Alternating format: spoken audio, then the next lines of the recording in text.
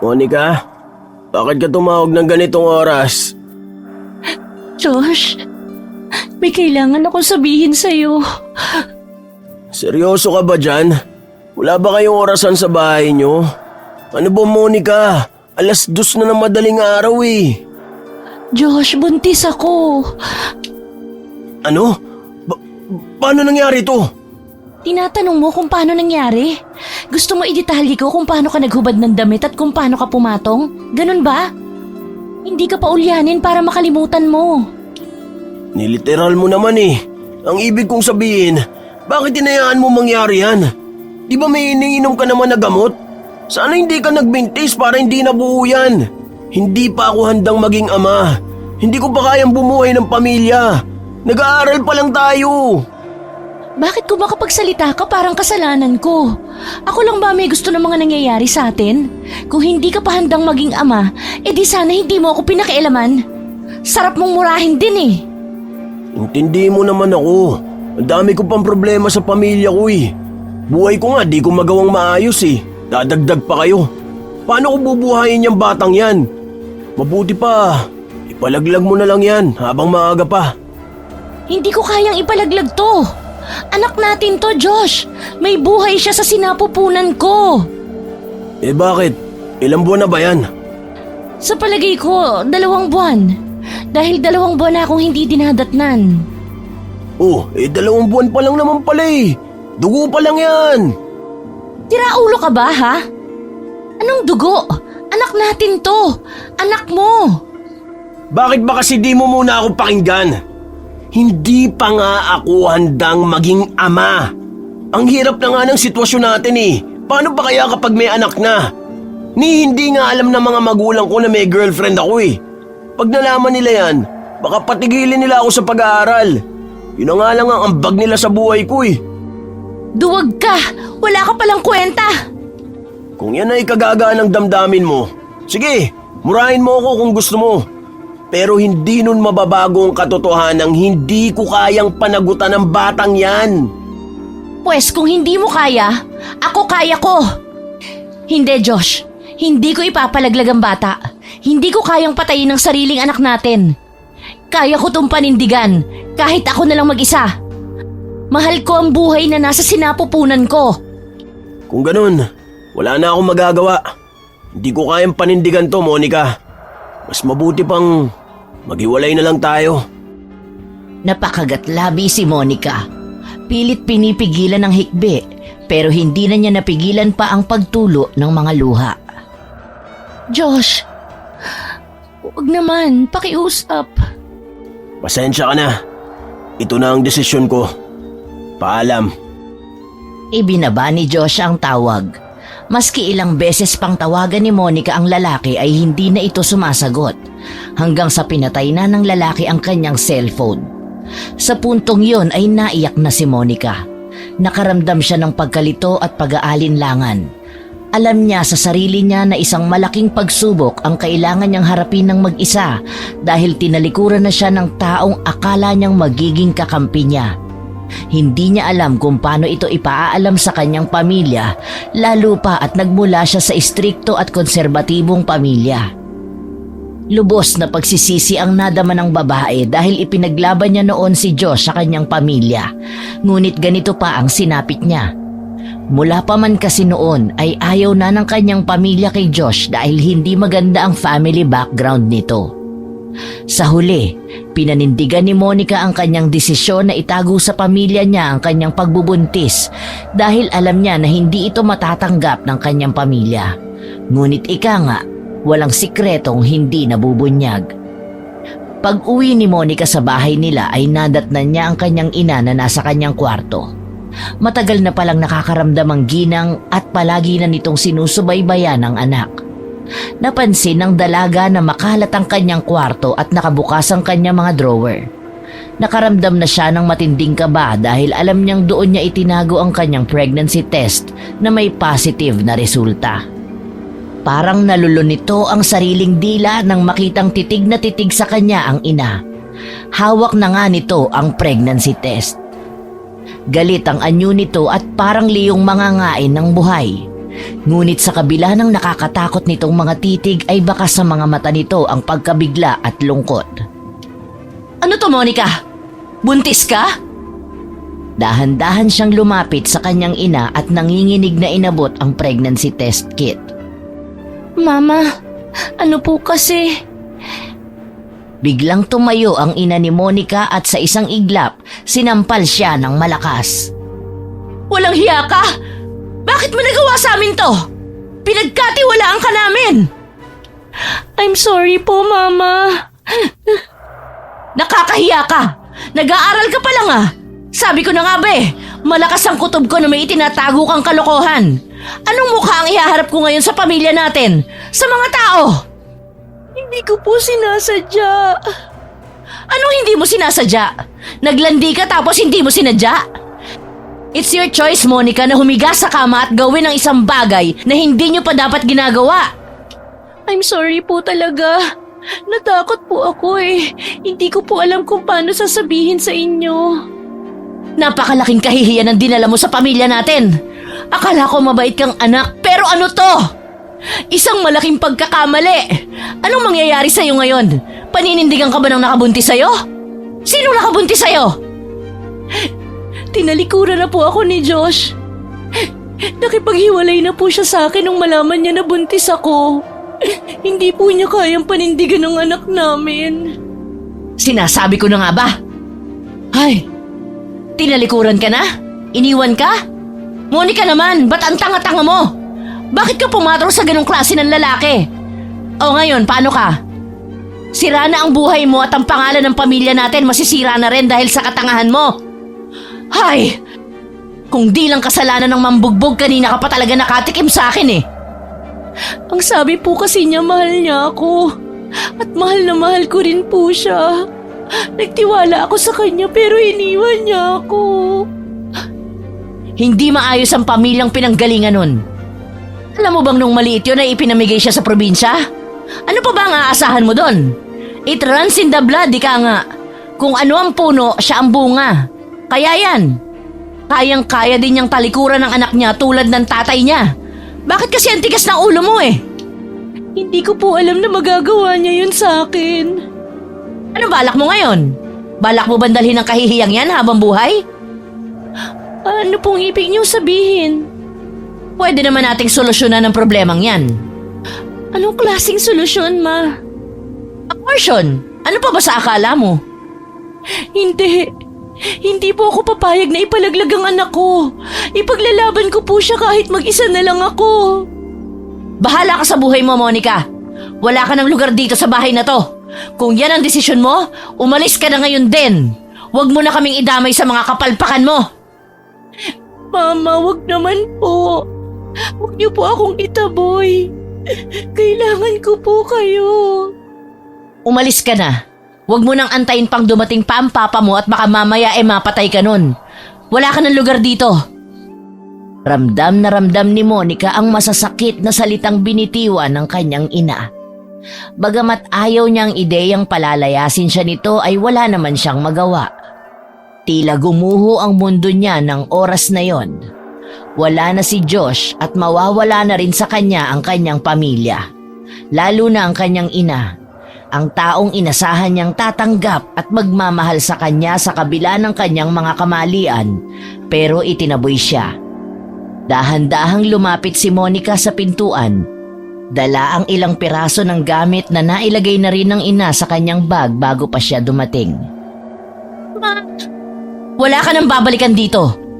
Hindi kita pinalaking ganyan. Sa oras na ito, tapos na ang pagiging anak mo sa akin. Itinulak siya ng kanyang ina palabas ng pintuan saka malakas na isinara ang pinto. Nanatili si Monica sa labas ng kanilang bahay, nanginginig sa malamig na hangin ng gabi. Wala na siyang mapuntahan, wala na rin siyang kakampi. Napansin niya ang kanilang mga kapitbahay na nakasilip sa kanilang mga bintana at tinitingnan siya mula ulo hanggang paa.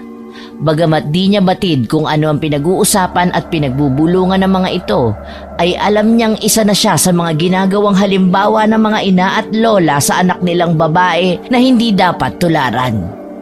Hindi niya kaya ang tingin ng mga mapanghusgang mga mata. Dahan-dahan siyang naglakad palayo sa lugar nilang yon.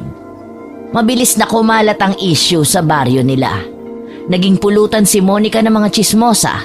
At dahil kalat na nga sa barangay ang pagbubuntis ng dalaga at ang pagpapalaya sa kanya ng kanyang ina ay nakarating ito kay Josh. Doon palang nakonsensya ang lalaki at nagdesisyon itong hanapin si Monica. Naawa at nag-alala din itong bigla. Naisip niyang makipag-ayos na lang ulit at iuwi na lang ito sa probinsya upang maalagaan ng kanyang mabait na ina. Hinanap na nga ni Josh ang nobya at nakita niya ito mag-aalas 5 ng hapon sa harap ng simbahan. Nakaupo ito sa isang sementadong upuan, tulala at parang kay Rami ng iniisip. Monica? Josh? Ay, mabuti naman at nakita na kita. Bakit ka nandito? Hinahanap mo ko? Mag-usap tayo. Gusto kong humingi ng tawad sa'yo. Ano?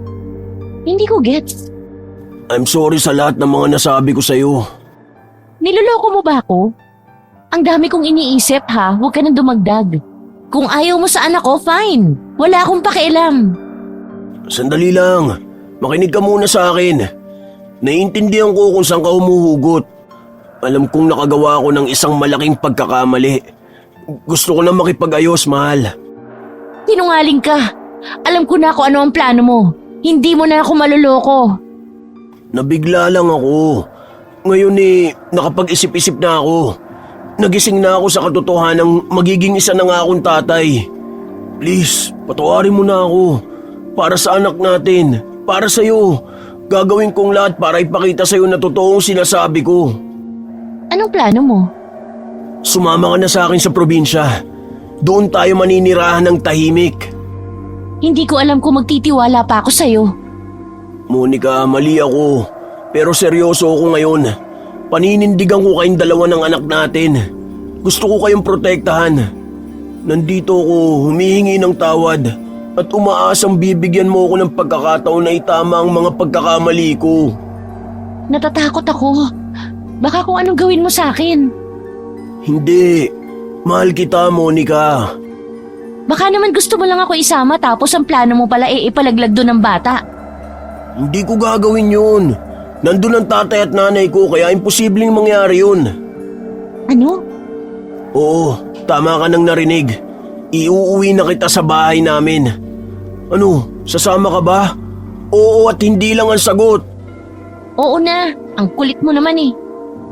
Pagdating nila sa probinsya, ang inaasahan ni Josh ay sasalubungin siyang masaya ng kanyang mga magulang. Pero hindi na ang kanyang tatay at nanay ang naroon sa kanilang bahay, kundi ang kanyang tiyahin na kapatid ng kanyang ama. Ipinagtapat nito sa kanya na sabay na namatay ang kanyang mga magulang dahil sa aksidente. 2 taon na ang nakakaraan. Doon niya napagtanto na kaya pala matagal na siyang hindi nakakatanggap ng mga sulat mula sa mga ito ay dahil patay na sila. Halos 5 taon na rin na wala siya sa probinsyang yon. At ang tanging komunikasyon nila ay sulat at pagpapalitan ng text message pa dati. Sumama ang loob niya sa kanyang tita. Tinanong niya ito kung bakit hindi man lang sinabi sa kanya pero sinungitan lang siya nito at sinabihang wala rin naman siyang maitutulong kung sakaling malaman niya ang nangyari. Sinumbatan pa siya nitong ampon at wala ng karapatan sa pamamahay ng kanyang mga magulang. Wala rin daw siyang naiambag sa kanyang pamilya, kaya't hindi siya maaaring maghangad ng anumang bahagi sa ari-arian ng mga magulang nito. Pinalaya sila doon dahil hindi na raw magiging responsibilidad ng mga kamag-anak ni Josh dahil wala na raw ng tumayong magulang nito at binilinan silang huwag nang bumalik pa roon. Nung una ay nakipagmatigasan pa si Josh pero sa huli siya na lang ang nagpaubaya dahil pinagtulungan na siya ng lahat ng kamag-anak nila. Isang bagay lang ang natanggap niya na anilay bili ng kanyang ama na ipinamana sa kanya.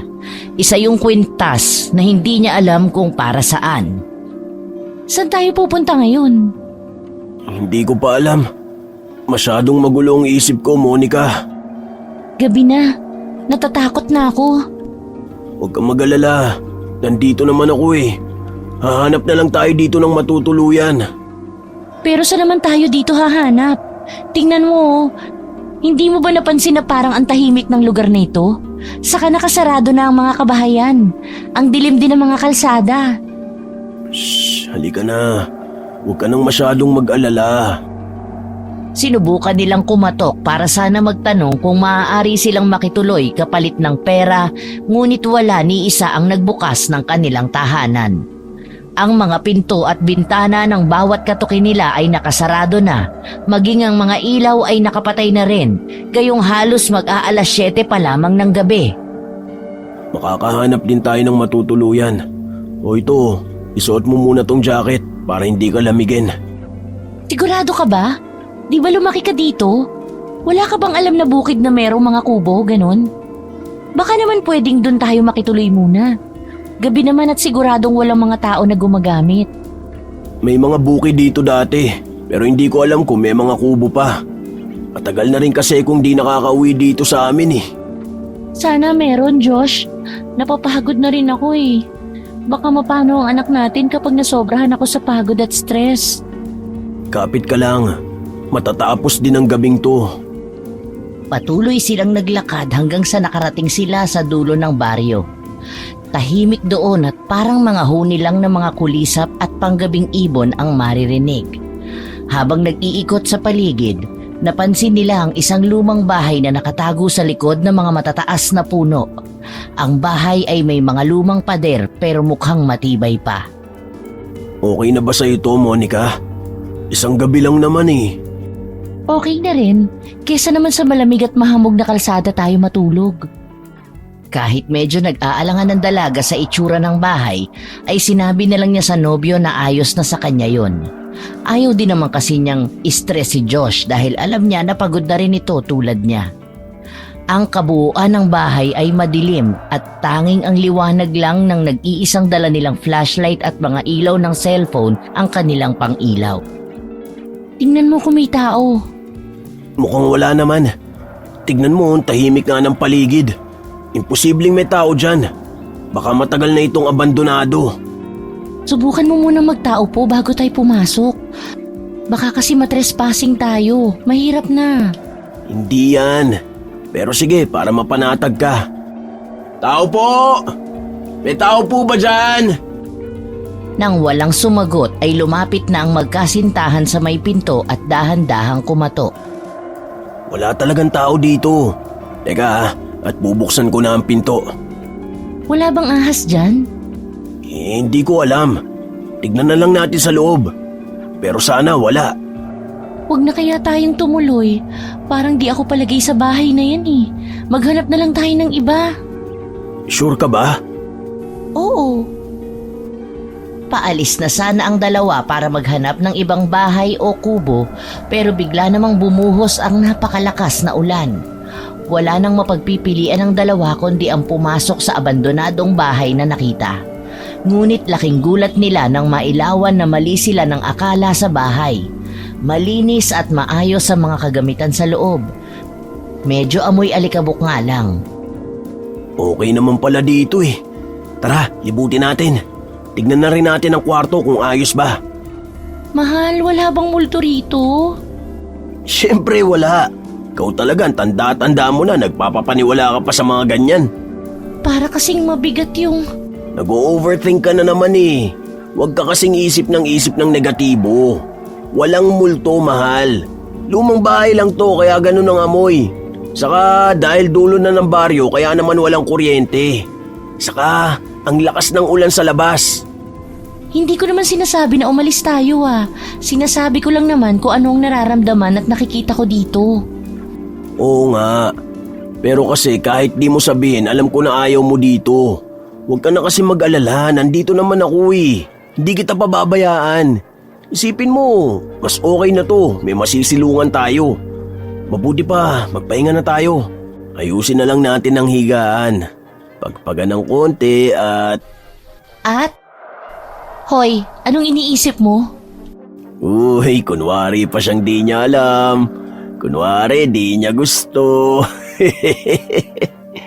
Yak! Magtigil ka nga. Mabuti pa tong sahig na lang ang linisin natin. Ayoko dyan sa kama, no? Mamaya niyan, may surot pa dyan. Humanap na lang tayo ng mga pwede nating pangsapin. Ako nang bahalang maglinis at mag-ayos. Relax ka lang dyan. Nilinis na nga ni Josh ang sahig nang makahanap ng walis tambo na nakasabit malapit sa may pintuan ng kwartong pinasok nila. Matapos gawin yon ay naghanap naman sila sa mga tukador na naroon at nakakita sila ng mga nakatuping mga damit at kumot na may iba't ibang laki at kapal. Nakatulog na sila pagkatapos dahil sa labis na pagod. Kinabukasan, naalimpungatan si Josh nang makarinig ng mga kaluskos mula sa labas. Palapit ito ng palapit. Biglang naalarma ang binata. Kaya naman sa takot, agad siyang kumuha ng maaaring maihampas sa kung sino mang papasok. Matinding kaba ang naramdaman ng binata sa pagkakataong yon. Lalapit pa sana siya sa may pinto upang silipin kung kanino galing ang mga yabag nang biglang bumukas ito. Mabilis niyang inambaan ng hawak na kahoy ang taong dumating. Natigil lamang siya nang biglang marinig na nagsalita ang isang matanda. Itigil mo yan! Ano ba? Bakit mo ako hahampasin? Naku, pasensya na po. Akala ko lang ho kasi masamang tao kayo. Sorry talaga. Eh sino ka ba? At anong ginagawa mo rito sa bahay ko? Kayo po ang may-ari ng bahay na to? Bakit ka nandito? Pagnanakaw ka ba? Naku, hindi po. Naghanap lang po kami ng masisilungan kagabi. Pinalayas po kasi kami ng mga kamag-anak namin. Huwag po kayo mag-alala. Aalis na rin po kami. Pinalayas? Bakit? Samantala, dahil sa komosyon at malakas na boses ng matanda ay nagising na si Monica. Nahanap nito si Josh na nasa tabi ng pinto at nakikipag-usap sa isang matandang babae. Mahal, bakit? May problema ba? Siya yung may-ari nitong bahay. Magandang araw po. Pasensya na po kayo kung ginamit po namin ang bahay ninyo. Umulan po kasi ng malakas kagabi kaya dito na ho kami sumilong. Galing pa po kami ng Maynila eh. Pinalayas po ako ng pamilya ko dahil nalaman nilang nagdadalang tao ako. Si Josh naman po ay itinakwil ng mga kamag-anak niya dahil patay na po ang mga umampon sa kanya. Ako po si Monica. Ganon ba? Hindi ko alam na may ganyan kayong pinagdadaanan. Nakakalungkot naman na kung sino pa ang kapamilya sila ang magpapabaya, ano? Kaya nga po eh. Pasensya na po kayo talaga kung pumasok kami ng walang paalam dito sa bahay ninyo. Wala na yun. Ayos na. Huwag na kayong mag-isip ng kung ano-ano pa. Ano po palang pangalan nyo? Ako si Tess. Sa hindi maipaliwanag na dahilan ay napansin ni Josh ang biglang tila pagkislap ng mga mata ni Aling Tess. Kung gaano ito kasungit at katapang nang si Josh pa lang ang kausap, ay gano'n naman ito biglang bumait nang nalaman niyang buntis ito. Subalit ang obserbasyong yun ay hinayaan na lang niya. Ang bahay na ito ay tinutulugan ko lang kapag may trabaho ako dito sa bukid ng gabi. Kaya lang hindi ko na masyadong nalilinis. Kung gusto ninyo, pwede kayong mamalagi dito pansamantala o kung kailan nyo gusto. Ha? Talaga po? Ay naku, maraming salamat po. Hulog kayo ng langit sa amin, Aling Tess. Ang bait-bait po ninyo. Ang mga batang ire, abay binobola nyo pa ako. Hindi po namin kayo binobola. O siya, eto kumain muna kayo. Alam kong gutom na kayo, lalo na't hindi kayo nakapaggabihan, sigurado ako. Hindi pa nga po talaga. Kasi nakatulog na rin kami ng maaga kagabi kaya hindi na po namin naisip kumain. Hala, baka naman mapano ang anak mo niyan, Monica. Hindi ka dapat nagpapalipas ng gutom, alam mo ba yon? Oo nga po eh. Kaso dahil sa sobrang pagod, hindi na po namin napaglabanan ng antok. Ano po pala ang dala niyong pagkain? Okay lang po ba talaga nakakainin namin ng pagkain niyo? Abay oo naman, walang problema. Wow, mukhang masarap po yan ah. Salamat po dito, Aling Tess. Walang anuman. Tara, sabayan ko na kayo at magkwentuhan na rin tayo habang kumakain. Nagpatuloy ang kanilang kwentuhan. Ang bahay na tila abandonado ay nagkaroon ng sigla at napupuno ng tawanan dahil sa magagandang pakikitungo ng bawat isa sa tatlo. Nagbahagi si Aling Tess ng mga kaganapan sa kanilang baryo, mga tao at iba pa. Samantalang si Josh naman ay ikinuwento naman niya ang kanyang pag-aaral kasabay ang kanyang pagtatrabaho. Hangang-hanga sa kanila ang matandang kausap. Aling Tess, di ba sabi po ninyo pwede po kaming tumuloy dito? Bale, magkano po palang singil nyo sa amin sa renta? Pero sa ngayon po pagpasensyahan na lang po ninyo kung magkano lang po ang kaya ko ibigay ha. Maghahanap na lang po muna ako ng trabaho. Babayaran ko rin po kayo. Ay, wag na iho. Hindi ko kailangan ng pera. Pero kung gusto mo talaga ng pagkakakitaan, may alam akong trabaho na bagay sa'yo. Pwede kitang ilapit sa kakilala ko sa bayan. Talaga po? Anong klaseng trabaho po yun? Mamaya na natin pag-usapan yan. Ang mahalaga ngayon, magpahinga muna kayo. Isa pa, gusto ko ring ipaalala na huwag kayong lalabas ng gabi. Delikado para sa inyo, lalo na kay Monica dahil sa kanyang kalagayan. Bakit po? Ano pong meron sa gabi? Basta, iwasan nyo lang. Mas makakabuti na manatili kayo sa loob kapag madilim na. Magtiwala kayo sa akin. Dahil sa ipinakitang pag-aalala at kabutihan ng matanda, lubos na nagtiwala ang magkasintahang sina Josh at Monica. Wala silang kamalay-malay na ang matandang babae na pinagkatiwalaan nila ay may itinatagong madilim na lihim. Sa kabila ng kanyang mabait na pakikitungo, may mga bagay siyang hindi ipinapakita sa kanila. Makalipas ang 5 buwan, lumaki na ang tiyan ni Monica. Sa bawat paglipas ng araw ay nakita nilang mas naging mapagmalasakit si Aling Tess sa kanilang dalawa. Halos araw-araw tuwing maliwanag ay nasa bahay na yun na ang matanda. Sobrang pag-aalaga ang ipinakita nito para sa magkasintahan, lalo na kay Monica at sa kanyang dinadala. Palagi itong may bitbit na mga prutas at gulay. Ipinagluluto niya sila. Natutuwa si Monica kay Aling Tess at minsan ay nasabi niya na para siyang nakatagpo ng isang panibagong ina sa katauhan ng matanda. Tuwang-tuwa naman si Aling Tess sa narinig. Sa loob ng ilang buwan nilang pamamalagi sa kubo, unti-unti na silang nakakilala at nagkaroon ng koneksyon sa ibang tao, lalo na si Josh na madalas ay nasa bayan at nagtatrabaho bilang isang construction worker. Marami na siyang naging kakilala at naging kaibigan sa bayan. Samantala si Monica naman ay tanging si Aling Tess lang ang halos naging mundo niya. Bihira lamang payagan ni Aling Tess si Monica na lumabas at kapag lumalabas man siya, palaging kasama si Josh. Palaging paalala ni Aling Tess na maaaring mapahamak si Monica sa labas. Kalaunan ay parang napagtanto nila na tama si Aling Tess dahil sa tuwing lumalabas sila ay iniiwasan sila ng tao o kung di naman kapag naglalakad-lakad sila ay masasama ang mga tinging ipinupukol ng mga ito sa kanila. Wala silang kaibigan sa lugar na yon. Ngunit sa kabila ng kabaitan ng matanda sa kanila ay nakaramdam ng di tama si Josh.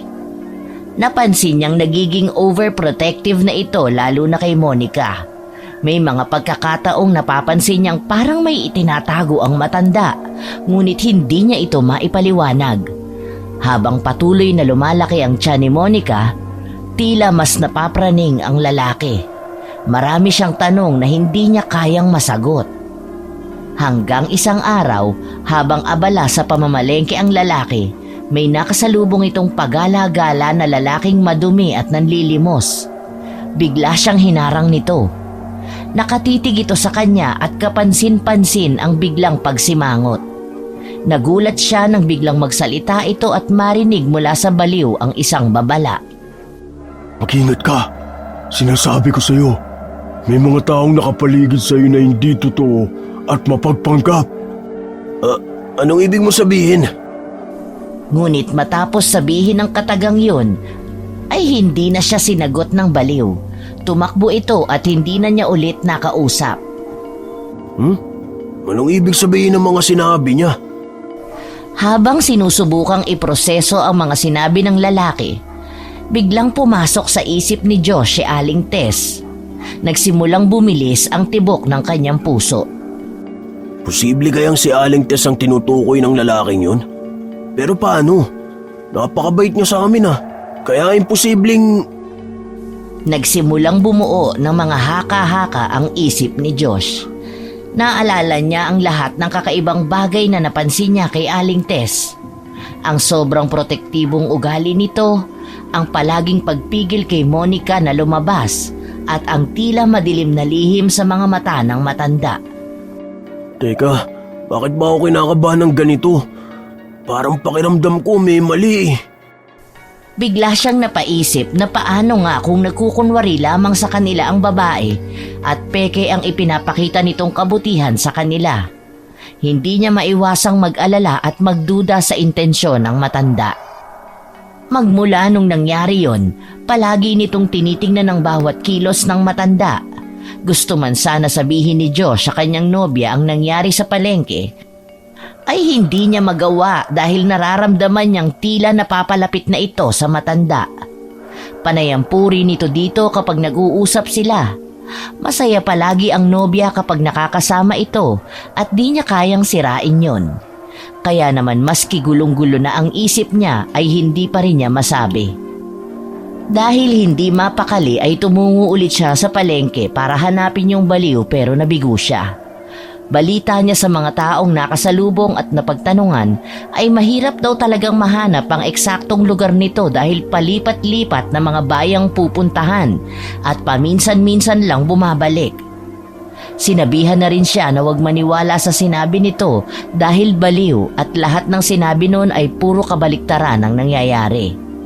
Hindi alam ni Josh kung sino ang paniniwalaan niya pero iba rin ang kutob niya kaya kahit nag-aalinlangan ang kanyang isipan, patuloy pa rin siya sa pag-obserba sa matanda. Hanggang isang araw habang naglalakad siya pauwi, muli niyang nakita ang baliw. Nakatago ito sa matataas na damo, takot na takot habang nakatanaw sa bahay na tinutuluyan nila. Nabaling ang tingin niya sa gawing yun at nakita niyang inaalalayan ng matandang babae si Monica. Napakunot ang kanyang noo dahil sa nakikita niya wala namang dapat nakatakutan. Nilapitan niya ang baliw, pero bago pa siya makalapit, tumakbo na ito at nagsisisigaw. May aswang! Aswang yung matanda! Aswang yan! Kakainin niya ang sanggol! Natatakot ako! Aswang siya! Madaming aswang sa baryong to! Ayoko dito! Umalis na kayo! Takbo na! Takbo! Sandali lang! Hintayin mo ako! Hinabol ni Josh ang baliw. Pero nang tuluyan na itong makalayo ay saka naman siya nagsisi dahil iniwan ulit niya ang nobya sa matanda. Mabilis siyang naglakad hanggang sa makarating sa bahay. Nakita niya roong nakangiting naghihintay ang dalawa. Josh! Mabuti naman at nandito ka na. Teka, bakit hingal na hingal ka at basang-basa ng pawis yung damit mo? Anong nangyari sa'yo? Wala naman. Tumakbo lang kasi ako kanina Tapos may nakasalubong ako. Tumakbo ko pabalik dito kaya napagod ako. Ano? Hindi ko maintindihan. Ano ba kasing nangyari? Bago pa makasagot si Josh ay biglang nagsalita si Aling Tess na nasa tabi ni Monica. Mamaya nyo na pag-usapan yan. Mabuti pa tara na muna sa kusina at kumain na tayo ng tanghalian. Kanina pa ako nakaluto Halina at kumain na muna tayo. Salamat po, Aling Tess. Tamang-tama, gutom na rin kami. Pagod na rin si Josh. Ay naku, walang anuman. Halina't sabay-sabay na tayong kumain. Naghanda ako ng espesyal para sa inyo, lalo na para sa magiging baby ninyo, Monica. Sige na, Josh, tara na. Kailangan mo rin ng pahinga at kain. Oo, sige. Pagpunta nila sa kusina ay naamoy na nila ang mabangong aroma ng ulam na inihanda ni Aling Tess. Isang nakakatakam na sinabawang putahe yun. Tahimik lang si Josh na kumakain habang pinagmamasdan ng palihimang matanda na abala sa pag-aayos ng kanilang kakainin. Bahagya pa siyang nagulat nang abutan siya ni Aling Tess ng mangkok.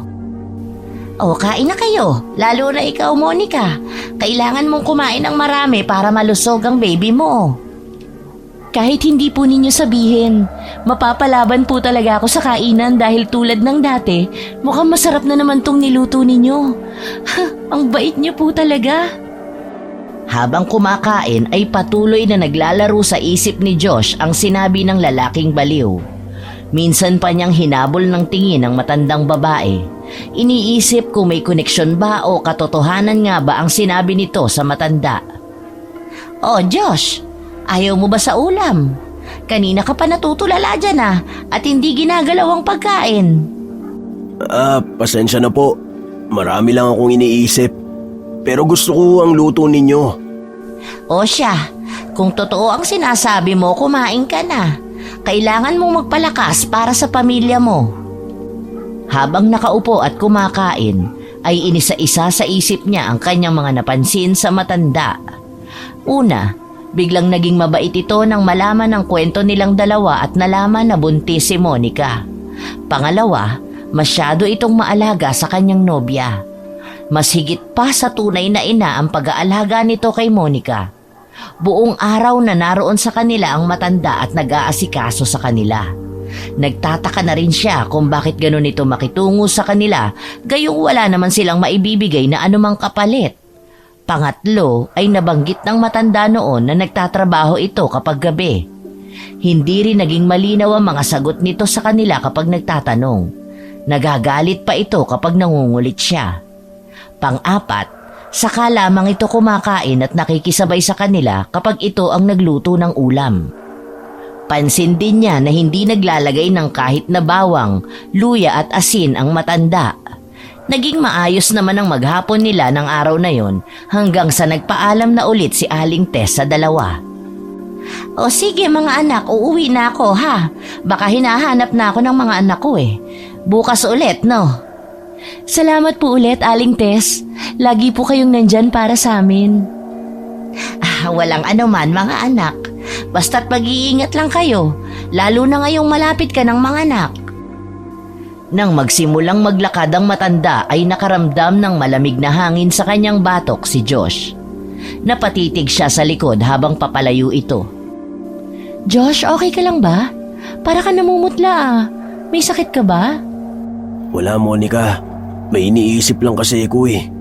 Pag-usapan natin mamaya kung okay lang sa'yo. Okay, sige.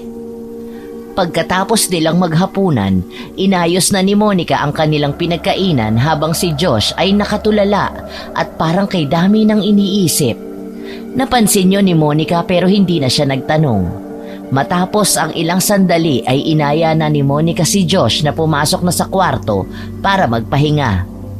Pagkahiga ay agad napansin ng babae na muling nananahimik ito at parang hindi mapakali sa higaan. Bakit parang ang lalim ng iniisip mo? Kanina ka pa hindi mapakali dyan. Ano ba talagang problema, Josh? Kanina, bago ako dumating para magtanghalian, may nakasalubong akong lalaki. Hindi na kasi mawala sa isip ko yung mga sinabi niya sa akin eh. Ha? Sinong lalaki? Hindi ko kilala. Parang wala sa sarili. Parang baliw. Pero may sinabi siya sa akin na hindi ko makalimutan. Ano bang sinabi niya?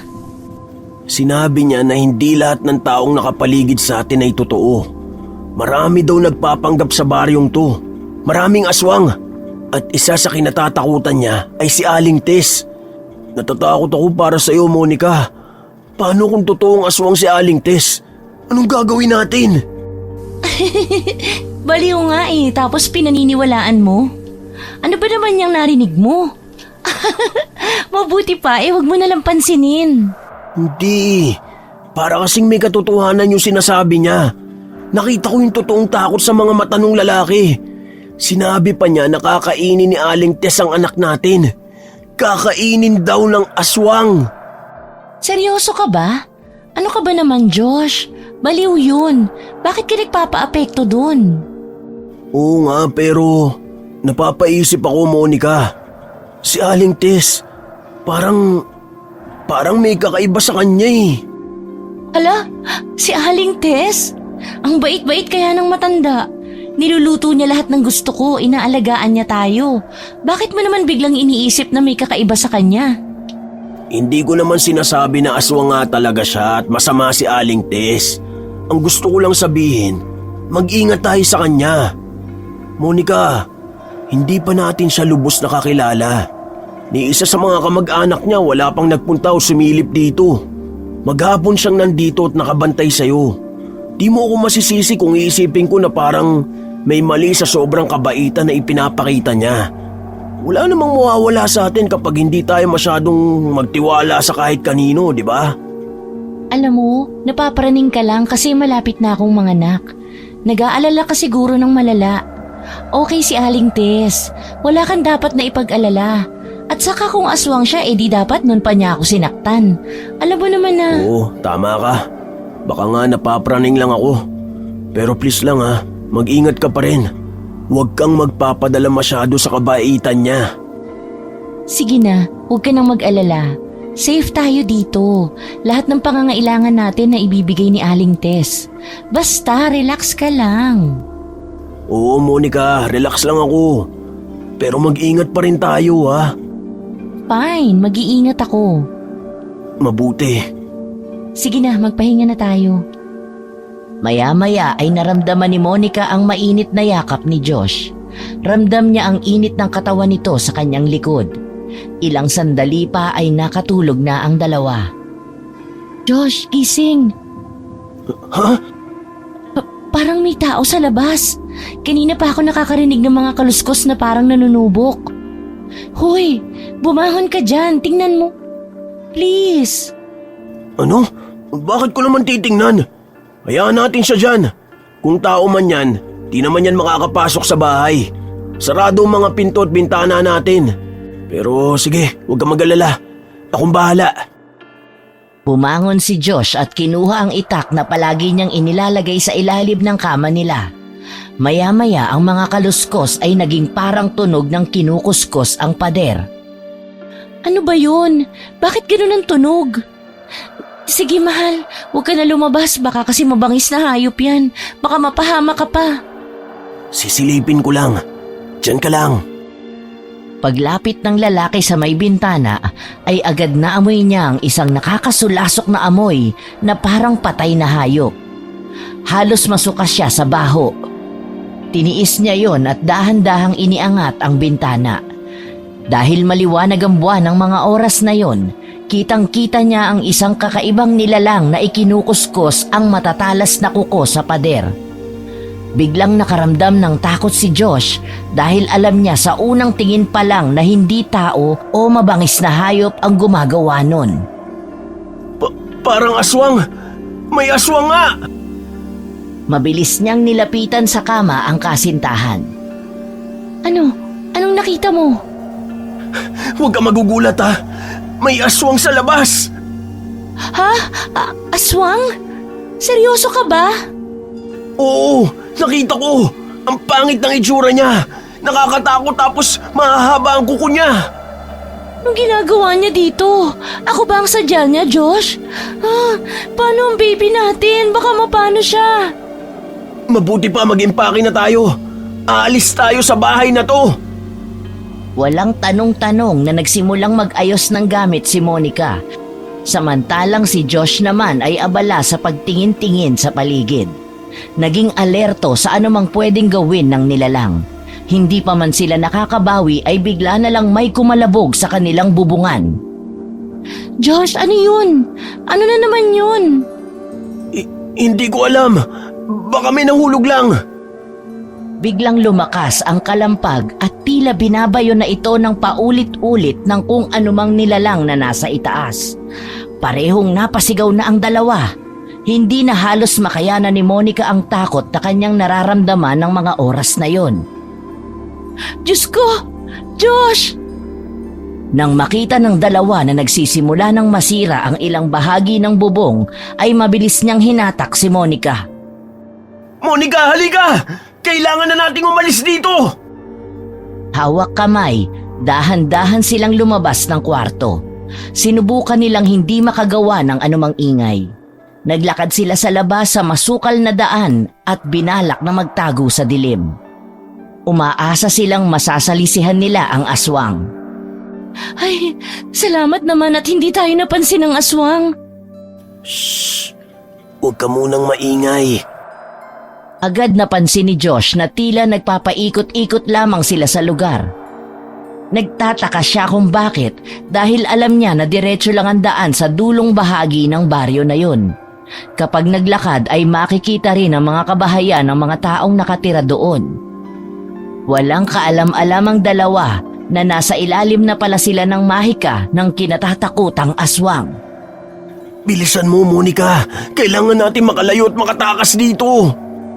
Josh, kanina pa tayo lakad ng lakad pero bakit parang pabalik-balik lang tayo? Kanina ko pa nga rin napapansin yan eh. Nalilito na rin ako, Monica. Sumasakit ang tiyan ko. Aray. Kapit lang, mahal. Makakaalis tayo ng ligtas dito. Halika, mabuti pa. Magtago muna tayo sa malaking puno na yon. Tara! Palapit na sana sa puno ang dalawa pero bago pa man nila marating yon, ay biglang lumitaw mula sa kung saan si Aling Tess. Saan kayo pupunta? Lalayas kayo sa bahay ko? Aling Tess, tulungan niyo kami. May aswang sa bahay. Aswang? Oho, may aswang sa bahay niyo. Alis na po tayo dito. Makukulit talaga ang mga yon. Sinabi ng huwag makialam eh.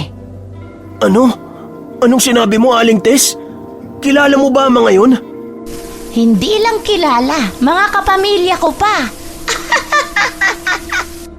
Sinasabi ko na nga ba eh. Hindi talaga maganda ang kutob ko sa'yo at sa pinapakita mong kabutihan sa amin. Halika na, Monica! Walang makakaalis. Hindi kayo makakaalis dito ng buhay, mga iho at iha. Alam niyo kung bakit? Ang lugar na ito ay sakop ng kapangyarihan ko. Anong kailangan nyo sa amin? Ito na ang itinakdang araw para kunin ko ang inalagaan ko. Anong inalagaan? Ano bang ibig niyo sabihin, Aling Tess? Matagal na akong natatakam sa tiyan mo. Alam niyo bang mas masarap ang sanggol na nasa sinapupunan kapag inalagaan ng isang aswang? Hindi! Kaya pala mabait kayo sa akin at alagang-alaga. Yun pala lahat ng yun ay may kapalit. Abay, oo naman. Wala nang libre ngayon, iha. Lahat ng naitulong ko sa inyo, ang anak mo ang bayad. Hindi ako papayag. Sige, subukan mo! Akala mo ba hindi kita papatulan? Nagpapatawa ka ba, binata? Wala kang laban sa akin. Isa ka lang simpleng lalaki na walang alam at mahina. Hindi mo ako kaya. Kaya ibigay niyo na sa akin ng kusa ang kailangan ko. Akin na ang pagkain ko. Walang hiya kang matanda ka. Dadaan ka muna sa ibabaw ng bangkay ko bago mo masaktan ang mag-ina ko. Mga walang utang na loob. Ibigay niyo na sa akin ang sanggol. Hindi ba, Josh? Ayaw mo pa sa responsibilidad? Akin na para wala ka ng problema. Wala ka nang iisiping responsibilidad. Sa pagkakataong yon, ang mahigpit na pagkakahawak ni Josh sa kanyang nobya ay biglang lumuwag. Tulala ito habang panay naman ang pagyugyug sa kanya ni Monica. Hindi alam ng dalawa na nahihipnotismo na ng matandang aswang ang binata. Sa harap ni Monica, nag-iba ng anyo si Aling Tess. Isang nilalang na nababalot ng itim at makapal na balahibo ang katawan. Mayroon itong mga matutulis na pangil na tulad ng salobo. Nanlilisik din ang mapupulan niyang mga mata at ang bibig ay naglalaway. Mabilis din ang kanyang mga kilos. Sa isang iglap ay nasa tabi na ito ni Monica at hinawakan siya sa braso. Walang laban ang dalaga sa lakas nito. Maski pumalag siya ay nadala pa rin siya ng aswang at biglang winakwak ang kanyang tiyan. Hindi! Kitang-kita ni Josh ang nangyari sa kanyang mag-ina. Nakita niya ang nobyang nakatingin sa kanya na umiiyak at nanghihingi ng tulong. Gusto man tulungan ng lalaki ito, hindi niya magawa dahil hindi siya makagalaw o makapagsalita man lang. Hanggang sa lapitan siya ni Aling Tess, Pinagkakalmot ang kanyang mukha at sinaksak ang kanyang puso. Kinuha nito ang puso ng lalaki. Dahan-dahang bumagsak si Josh sa damuhan at nakita niyang kinain ng matandang babae ang kanyang puso. Josh! Gising! Binabangungot ka! Gising! Sa lakas ng sigaw ni Monica, biglang napabangon si Josh, hingal na hingal, basang-basa ng pawis at halatang natataranta. Walang sabi-sabing niyakap niya agad si Monica, mahigpit at tila takot. Monica, patawarin mo ako. Naging pabaya ako. Di man lang kita na ipagtanggol. Patawad, mahal. Dahil sa akin namatay ka. Nabigla si Monica sa kakaibang ikinikilos ni Josh. Nalilito siya kung ano ang sinasabi nito at kung ano nga ba ang nangyayari. Bagaman naguguluhan, niyakap niya ito ng mahigpit at pilit pinapakalma ang nobyo sa pamamagitan ng mahinang tapik at hagod sa balikat ng lalaki. Josh, ano bang sinasabi mo? Buhay ako! Ligtas tayo! Ba't ka ba nagkakaganyan? Monica, yung panaginip ko napakasama. Ayoko mangyari sa iyo yun. Ano bang napanaginipan mo? Pwede mo ikwento sa akin. Biglang tumahimik si Josh. Gustong-gusto niyang ikwento kay Monica ang kanyang panaginip pero natakot siya. Ayaw niyang bigyan ng takot o stress ang nobya lalo pat nagdadalang tao ito. Sa halip ay sinabi ni Josh na kapag sumikat ang araw kinabukasan ay uuwi na sila sa lungsod at doon na lamang sila magsisimulang dalawa. Nangako ang binata na haharapin nito ang mga magulang ni Monica upang humingi ng kapatawaran at basbas sa kanilang relasyon. Nangako itong aayusin niya ang lahat ng gusot sa nangyari sa kanilang dalawa. Samantala, nang makabalik sa pagkakatulog si Josh ay hindi naman na muli pang dinalaw ng antok si Monica. Hindi niya maintindihan ang kanyang nararamdaman. Bigla niyang naisip na baka kailangan niyang magpahangin para bumalik ang antok. Kaya dahan-dahan siyang bumangon at lumabas ng kwarto. Umupo si Monica sa upuan sa balkon ng bahay. Isinandal ang likod sa malamig na semento. Hinaplos niya ang kanyang tiyan.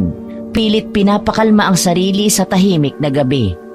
Ngunit wala siyang kaalam-alam na may isang nilalang na nag-aabang sa kanya sa itaas, nakadukwang at nakatitig sa kanyang tiyan habang naglalaway, tila sabik na sabik sa pagkaing nakahain sa kanyang harapan. Walang ano-ano ay may narinigang dalaga na mga bulong di kalayuan sa kanilang tinutuluyan. Dahan-dahan siyang lumapit at tiningnan kung ano yon. Nang makalapit siya ay nakita niya si Aling Tess na may kasamang isang lalaki na hamak na mas bata. Nagbubulungan ang mga ito. Biglang napasiksik ang dalaga sa dingding at itinago ang sarili sa dalawa. Agad niyang napansin na tila nagbabago ang kulay ng mga mata ng matanda, gayon din ang mata ng lalaki. Namumula ito at tila umiilaw sa kadiliman ng gabi. Minsan pa niyang sinilip ang kinaroroonan ng mga ito pero nang muli siyang sumilip ay bigla silang nawala sa kanyang paningin. Asan na ang mga yun? Bigla naman silang nawala. Anong nangyari? Dahil sa nakita ay nagpasya na si Monica na pumasok na lang sa bahay. Kinabahan na kasi ito sa kanyang nakita. Ngunit bago pa niya mabuksan ang pinto ay may malamig na kamay na biglang humawak sa kanyang braso. Aling Tess? Ako nga, anong ginagawa mo rito sa labas? Hindi ba't sinabihan kitang huwag lumabas kapag gabi? Hindi pinansin ni Monica ang presensya ni Aling Tess. Sa halip ay nagpumiglas siya at desperadong maabot muli ang doorknob.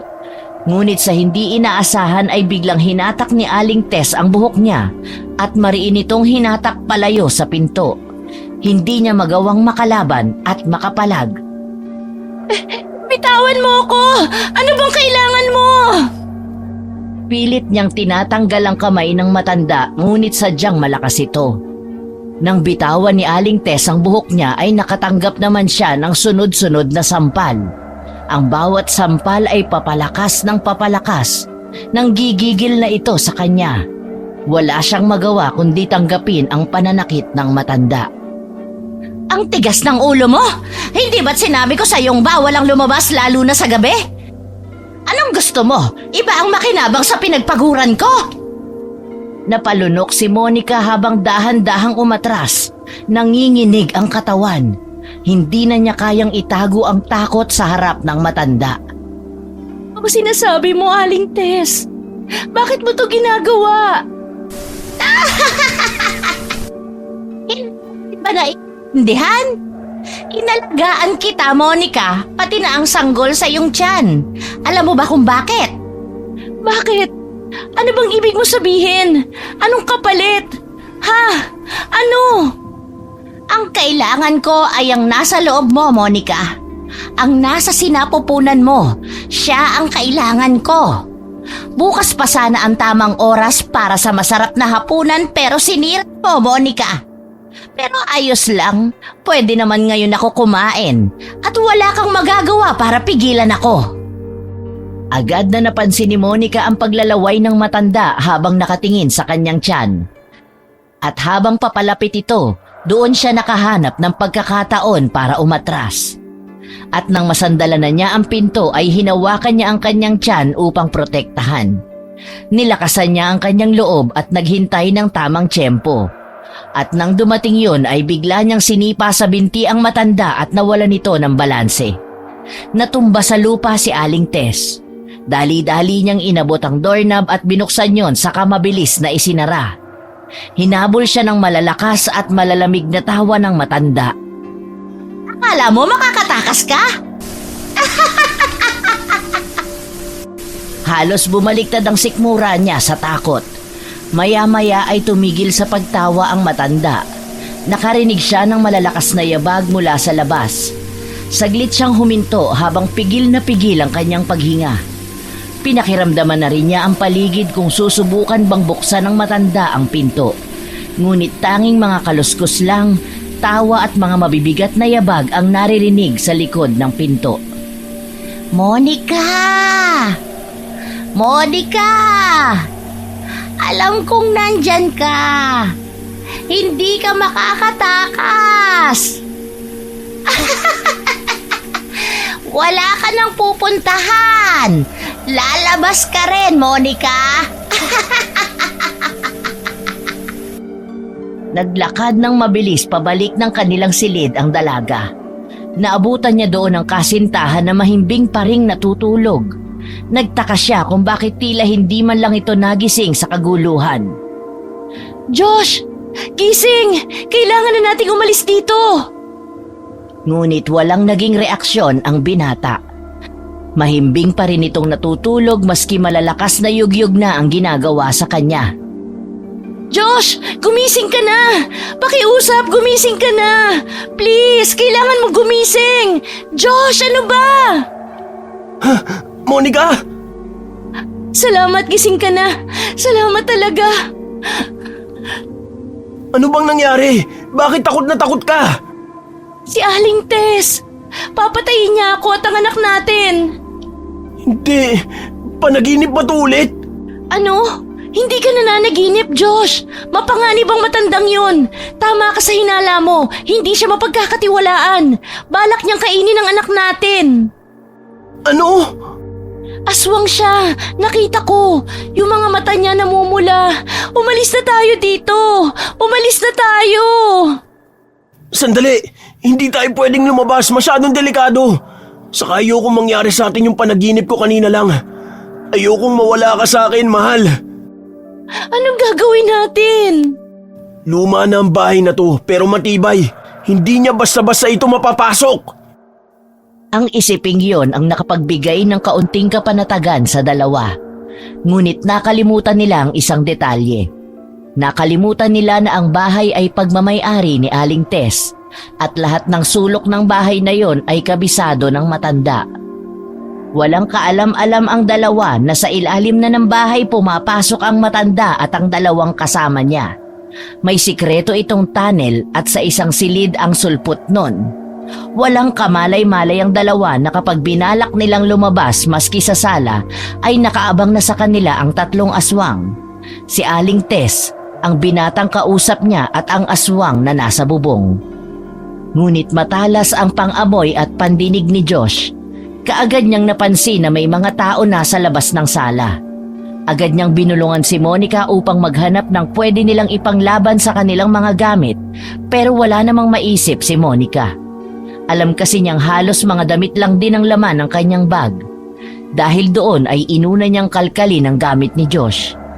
Dahil sa pagmamadali ay nahulog sa sahig ang isang bagay na alam niyang mahalaga sa kasintahan. Ang kwintas na ipinamana ng ama. Mahal, wala tayong gamit. Walang kutsilyo, asin, bawang o maski bato. Pero heto nahulog. Ito lang ang meron tayo. Yung itak sa ilalim ng kama.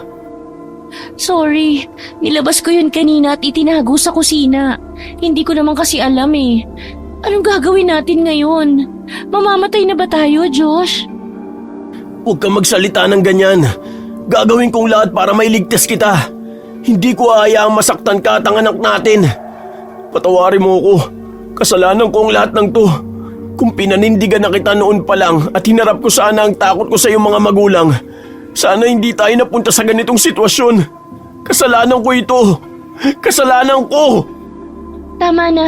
Hindi naman kita sinisisi. May tiwala ako sa'yo. Alam ko kakayanin natin ang pagsubok na to. Alam ko na maililigtas mo kami ng anak mo. May mga narinig silang nagtatawanan sa labas ng pinto at pinag-uusapan ng mga ito ang kanilang magiging partihan kung sakaling makuha nila ang sanggol. Mahal, muntik na nating makalimutan na bahay nga pala to ni Aling Tess. Kung hindi tayo makakaalis dito, sigurado kung kayang-kaya niya tayong pasukin dito. Kung ganoon, dapat umalis na tayo dito. Pero paano? Sa bintana. Kaya mo pa bang umakyat sa bintana? Hindi ko sigurado pero susubukan ko, mahal. Alang-alang sa anak natin. Kumuha sila ng isang upuan upang mapagtuntungan ni Monica. Dahan-dahan ang ginawa nilang pagkilos. Nag-ingat na hindi makagawa ng anumang klase ng ingay. Nauna nang lumabas si Josh at inabangan na lang ang dalaga para maalalayan niya ito sa kanyang pagbaba. Nanginginig ang kanyang mga kamay habang inaabot niya ang kamay ni Monica. Muli ay napalingon ang dalaga sa pinto nang makarinig ng malalakas na yabag mula sa labas ng silid. Ngayon na, Monica! 1, 2, 3, hakbang! Nang halos nasa kalahati na sila ng pagbaba, biglang bumukas ang pinto ng kanilang kwarto. Dahan-dahan silang lumingon at doon nila nakita ang mga aswang nakatayo sa pinto. Bagamat tao ang kanilang anyo ay natakot pa rin ang dalawa sa matatalim nilang mga titig, habang ang mga ngipin ay unti-unting lumalabas habang sila ay napapangisi. Bilisan mo! Halos mapasigaw ang dalaga. Alam niyang wala ng oras at kailangan na nga niyang magmadali. Kumapit siya sa gilid ng bintana at saka mabilis na ibinaba ang katawan. Tiwala siya sa pagsalo sa kanya ni Josh. Halika na! Kailangan nating makalayo sa kanila! Sige! Takbo! Mga anak, ipaubaya nyo na sa akin ito. Umuwi na muna kayo. Ako na ang bahalang maghabol sa kanila. Delikado kung magsasama-sama tayong 3. Sige na, umuwi na kayo. Isang nakapangingilabot na hiyaw ang kumawala mula sa isang aswang. Yun ang huli nilang narinig na dalawa habang papalayo sa bahay ni Aling Tess. Ngunit pagkaraan ng ilang sandali ay tumigil sa pagtakbo si Monica. Bakit ka tumigil? Nasa likod lang natin sila! Baka maabutan nila tayo! Hindi ko na kaya. Pagod na ako. Mukhang hindi na tayo makakatakas. Kaya natin to! Hindi ko hayaang mahuli tayo ng aswang! Biglang narinig nila ang umaalingaw-ngaw na tawa ni Aling Tess. Tila mas malapit kesa noong una. Mga ingrato kayo! Lahat ginawa ko para sa inyo! Tapos ito ang igaganti ninyo? Ako ang nagpatuloy sa inyo! Ako ang nagpakain nung wala kayong makain! Ganyan ba kayo magbayad ng utang na loob? Anong gagawin natin? Mukhang hindi talaga siya titigil. Halika, magtago tayo! Saan?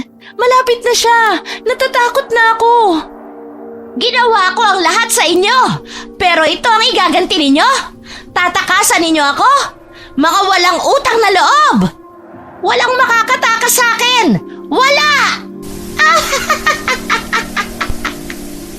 Monica, dito tayo. Sumiksi ka sa loob ng mga damo. Huwag kang gagawa ng ingay, okay? Paano kung makita niya tayo? Hindi tayo makikita basta tahimik lang tayo. Kailangan lang natin magtago ng mabuti. Habang nakayuko ang dalawa sa gitna ng damuhan, ay naririnig nila ang tila papalapit na boses ng matanda. Hanggang sa napatigil ito sa kanilang tapat. Parang dinadama kung nasaan sila. Hindi niyo ako maloloko, mga bata. Kahit saan pa kayo magtago, maaamoy ko kayo. Huminga ng malalim si Josh. Sinubukan niyang pakalmahin ang kanyang sarili habang naririnig ang papalapit na mga yabag. Ang bawat tapak at ang tunog na nililikha ng mga naaapakang tuyong dahon at damo ay nakapagbibigay sa kanila ng labis na kilabot. Naririnig ko ang tibok ng puso niyo, mga hunghang. Mabuti pa ay lumabas na kayo. Simple lang naman ang hinihingi ko sa inyo Ang sanggol.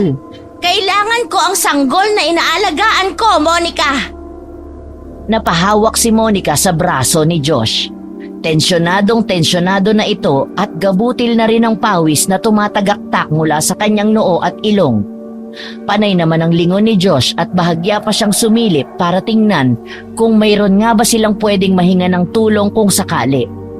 Pero nanlumo siya dahil alam niyang ang bahaging yon ay medyo malayo pa ng kaunti sa mga kabahayan.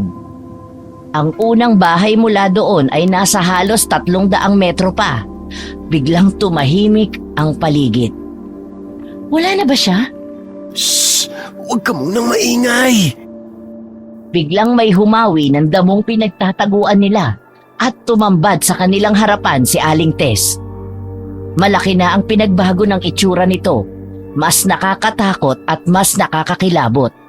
Ang kanyang mga mata ay parang sa mabangis na leon, matalim kung tumitig.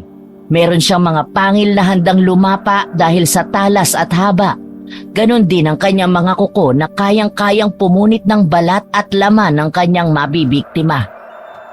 Ang kanyang balat ay maputla at halos nagkukulay abo na napapalibutan ng mga galit na ugat na tila gumagapang sa ilalim. Ang kanyang pagtayo ay hindi na tulad ng dati dahil bahagya siyang nakayuko at tila nakaposisyon sa paraang parang lulundag o aatake.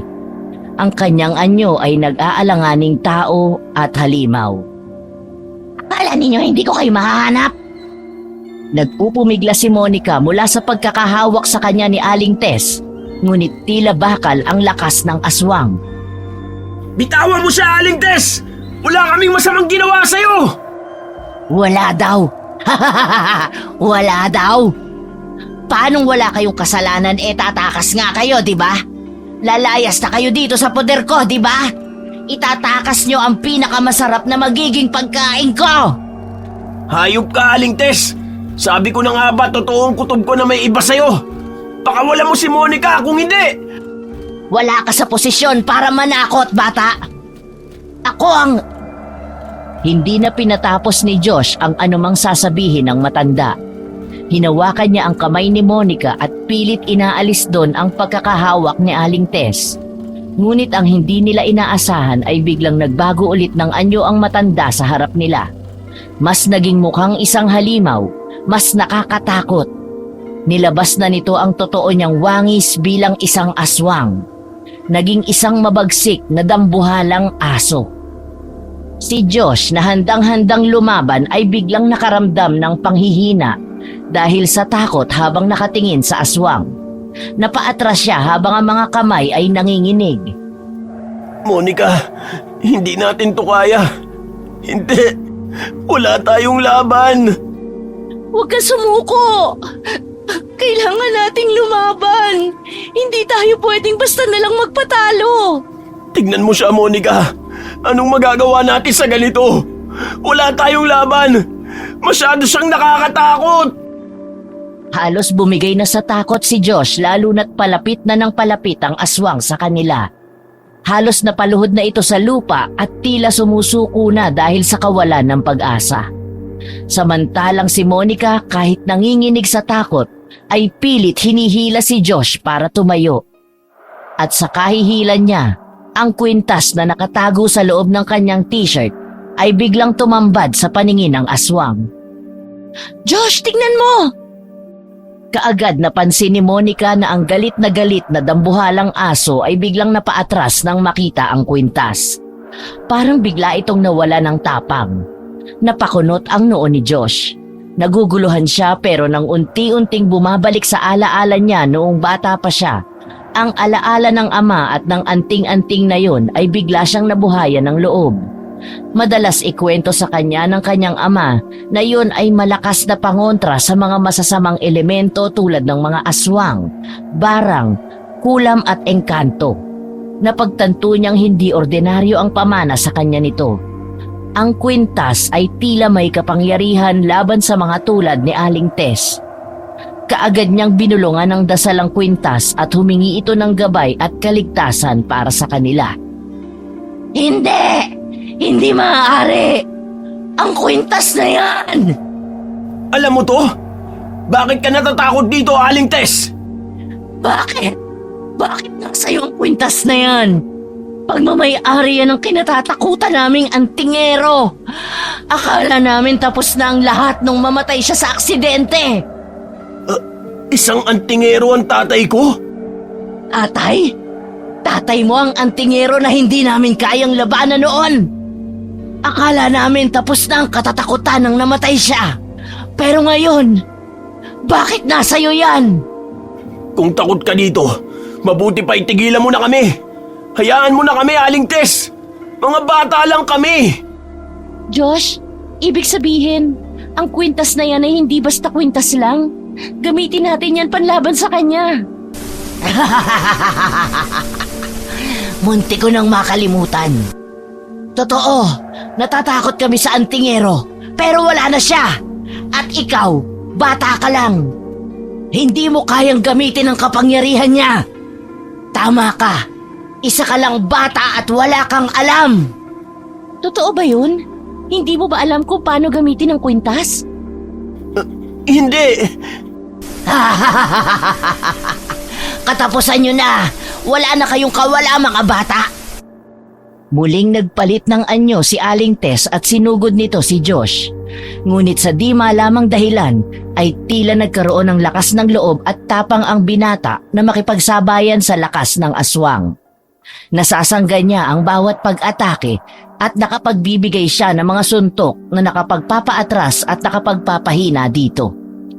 Ngunit sa isang muling pagsugod ay tinamaan ng matalas na kuko sa braso si Josh. Napasigaw si Monica dahil sa matinding pag-aalala. Naging malikot ang kanyang mga mata. Naghanap siya ng bagay na pwede niyang magamit upang matulungan ang nobyo. Nakakita siya ng isang kaputol na sanga. Matulis ang dulo nito dahil sa pagkakahiwalay nito sa mismong puno.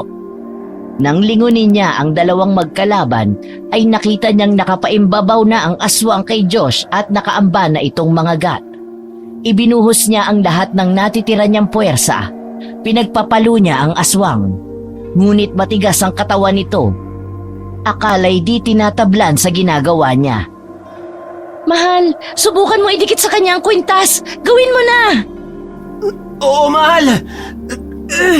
Etong sayo! Nang dumikit ang kwintas sa balat ni Aling Tess, bigla siyang napaatras. Tila ba nakuryente o nasakta ng isang bagay na hindi niya inaasahan. Napalitan ng pagkagulat at takot ang dating nakakatakot niyang ekspresyon. Huminga ng malalim si Josh, kahit sugatan, ay nakita niya kung paano nag-react si Aling Tess sa kwintas na hawak niya. Hindi! Hindi ito pwedeng mangyari!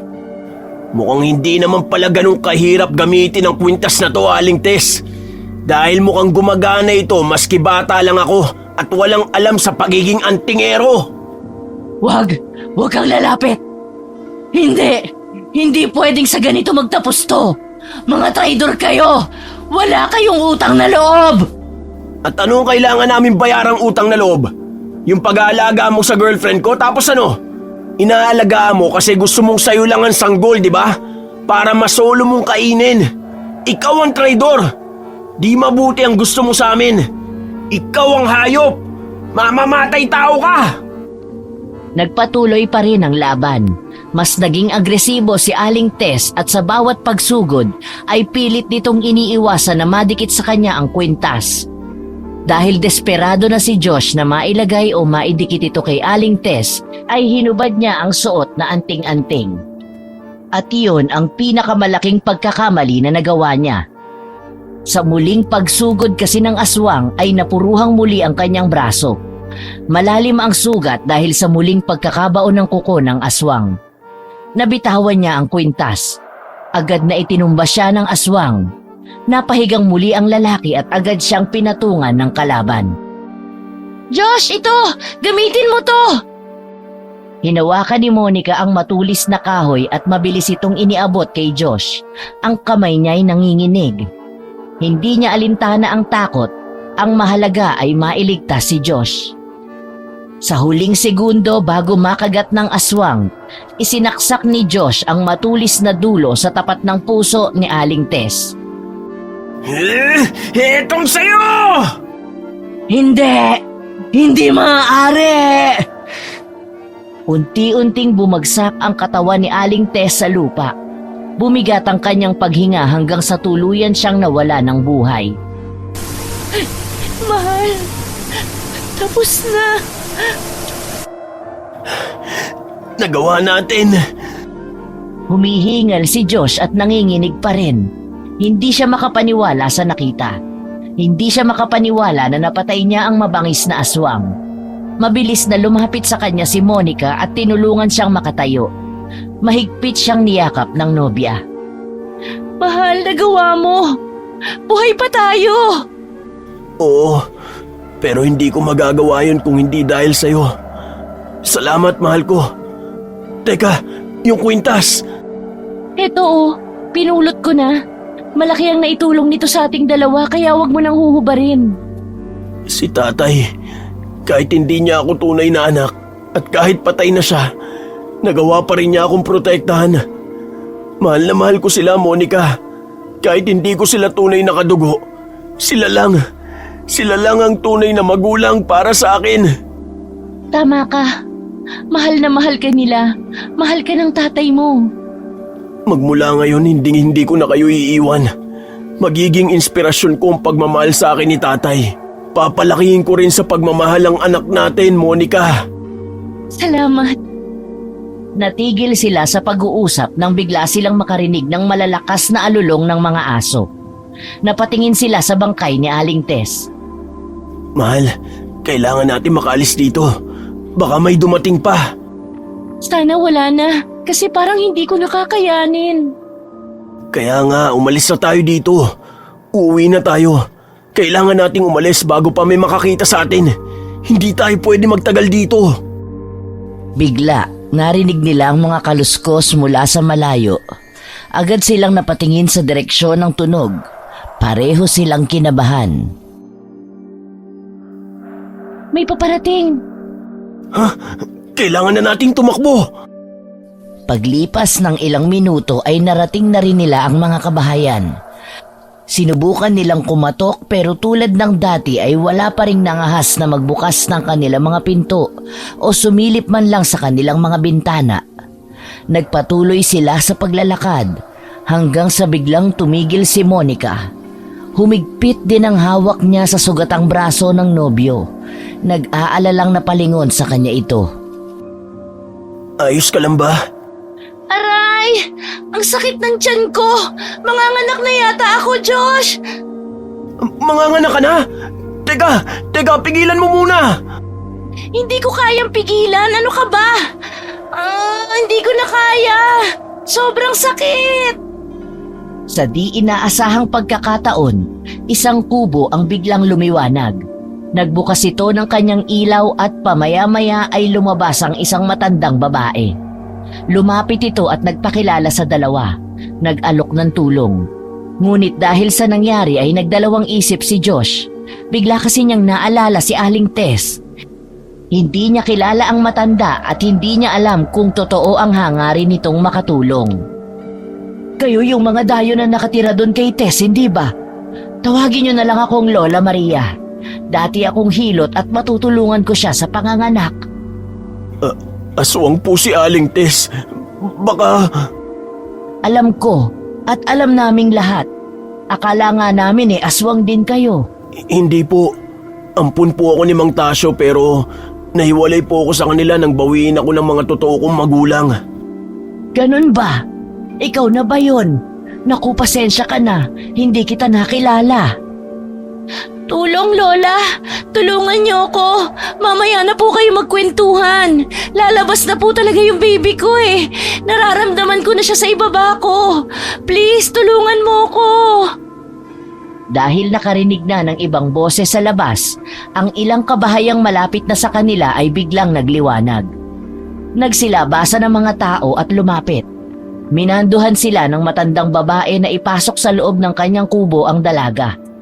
Maingat siyang inasikaso ng matanda. Si Josh kasama ang ilan ay naghintay sa labas ng kubo. Maya-maya ay nakarinig na sila ng iyak ng isang sanggol. Pumasok si Josh sa loob at nakita niyang nasa dibdib ni Monica ang isang maliit na sanggol. Lalaki ang anak niyo. Iho, binabati ko kayo. Ay, salamat sa Diyos. Monica, ligtas na tayo. Pwede ko ba kayong matanong? Bakit kayo nandito sa labas dis oras ng gabi? Nalaman po kasi namin na aswang yung si Aling Tess at papatayin niya po kami. Nasaan siya? Napatay ko po siya. Biglang nagliwanag ang mukha ng babaeng kaharap. Mga kasama, patay na ang aswang. Napatay ng batang ito si Tess. Nagbunyi ang mga taong naroon. At doon nila nalaman na matagal na rin kinatatakutan ng mga tao ang pamilya ni Aling Tess. Dahil mula nang mamatay ang antingero sa kanilang lugar, ay naghasik na ito ng lagim sa kanilang baryo. Wala nang nagtangkang lumaban sa mga ito. Kaya ang tangi na lang nilang ginagawa ay ang pagsasara ng kanilang mga pinto at bintana at ang paglalagay ng mga proteksyon sa mga ito upang hindi sila mabiktima ng pamilya ng mga aswang. Ang mga taong naroon nagpapasalamat ng marami sa binata. Nang sumikat ang araw, agad na nilinis ng mga tao ang kalat mula sa nagdaang gabi. Inilibing nila ang bangkay ni Aling Tess at nangako sa dalawa na wala silang alam. Wala silang nakita at walang bangkay na natagpuan sa kanilang baryo. Hinayaan na nilang makaalis ang mga ito ng malinis at tila walang patayang nangyari sa baryo. Kasabay ng pagkamatay ni Aling Tess ay ang biglang pagkawala din ng kanyang mga anak. Malamang ay umalis na ang mga ito at nagpakalayo-layo na. Tinulungan ng mga tao sina Josh na makapunta sa ospital upang magamot at ganun din upang ma-check up ang sanggol at si Monica. Matapos nilang magamot ay tuluyan na nga nilang nilisan ang bayang yon. Bagamat maraming pinagdaanan, natutunan nilang ang tunay na pagmamahal at tapang ang susi sa kanilang kaligtasan at tagumpay. Sa kanilang pagbabalik sa Maynila, naisipan nilang magpakita sa pamilya ni Monica at handang-handa nang harapin sila ni Josh para humingi ng tawad at hingi na rin ang kamay ni Monica. Kabadong-kabado ang binata at inihanda na rin niya ang sarili sa masasakit na salita o pananakit sana ng mga magulang ng kanyang nobya. Pero ang hindi nila alam ay matagal nang nangungulila ang mga ito sa kanilang anak. Matagal na rin nilang napatawad ang dalawa. Hinihintay na lamang nila ang pagbabalik ng kanilang anak kasama ang kanyang bagong pamilya.